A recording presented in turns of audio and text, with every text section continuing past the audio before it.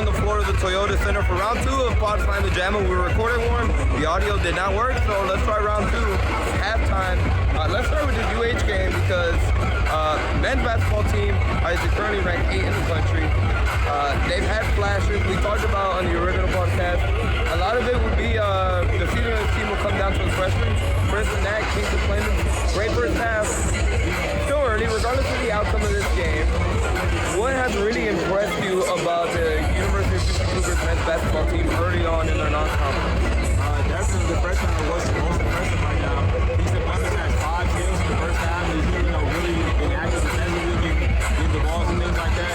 And Chris and Nag, I believe he has 10 points, 8 rebounds right now. He's really doing it. He's been getting jumpers, he's been getting rebounds, putbacks, everything.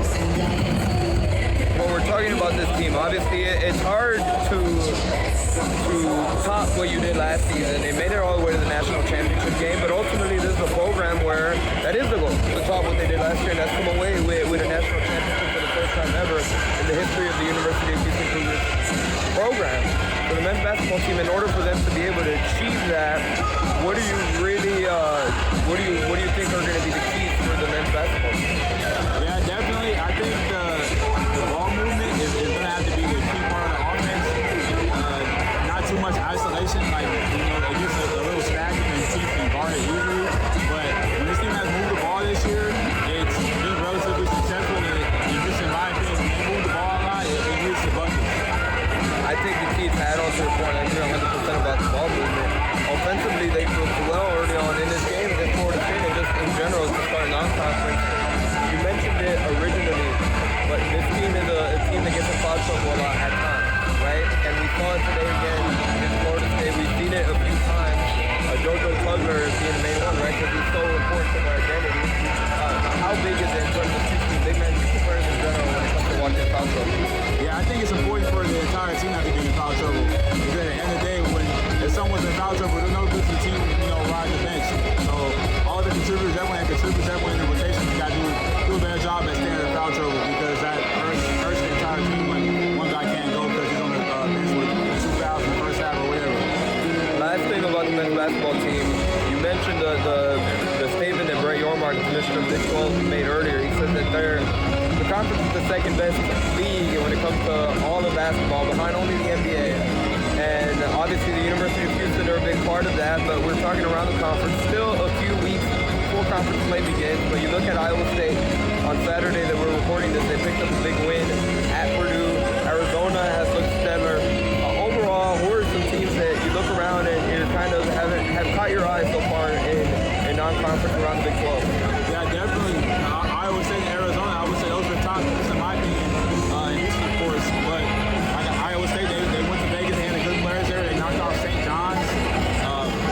Arizona, they've been pretty good. They stacked their non-conference schedule. You took out the defending champions in Florida. So those 2 teams in particular have just been really impressive so far early on. Transitioning, football. They had a really great 2025 season. Finished 9-3, 6-3 in conference play. Overall, what are your thoughts on the performance that the Houston Cougars football team did in year 2 of the winning first era? Yeah, definitely. I would say Houston football maybe has some disappointing losses that fans didn't like too much, but you can't win them all. But if you can go back and clear what it should have, maybe they should have beat West Virginia, maybe they could have came out and beat TCU. But when you look at the grand scheme of things, I go back to the Oregon State game. That's probably a game they probably should have lost. So it balances out. And year 2 of William Fritz, I think 9-3 is probably the best you could have asked for. Just coming out 2-4 in that year, and you finish this year 9-3, and you're going to a bowl game. When we're talking about the UH football team, the recruiting class incoming in the class of 2026, you were at Keyshawn Henderson signing day. What stood out to you about that moment and the big recruiting class that's coming in? Yeah, honestly, the entire 2026 class, I said this might be the best class in program history, which, I mean, it might be up there with that and Oliver class. We can debate once they get in the field and we see how they actually perform. But, I mean, I think this class arguably could be the best in program history. I mean, it's at the helm is Keyshawn Henderson, which is the number one player in the nation right now. And just going to that signing day, it was a very emotional experience. Keyshawn was up there emotional. And just, like I said earlier, I thought I was witnessing history, looking at Keyshawn finally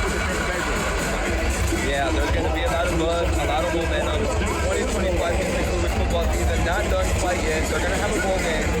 And this is a team where they're at 9-3, regardless of whether it's the Alamo Bowl, the Texas Bowl, or shoot, maybe even the Caucus Bowl, wherever they may be.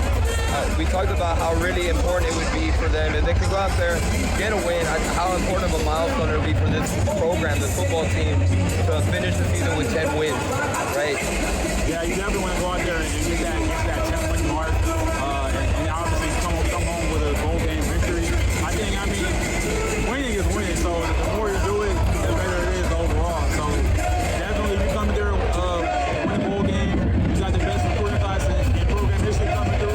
That's going to be big for the team momentum, and it just adds on to the excitement around Houston football. Excitement, that's the key word. We talked about it before the season started, and in year 2 of Willie Bridge, they've only continued to add to the excitement with the 9-3 season, try to put a bow on it in their bowl game, regardless of who and where it may be and who their opponent might be.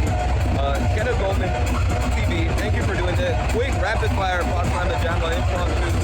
Last thing, where can people find you? Thank you, nice to promote. Yeah, just go follow UH QTV on Twitter.com. You can follow me personally at KJBOWM. I just put out all my content, etc. And that's about it. My name's Yanez, that's Kenneth Bowman. You can follow us on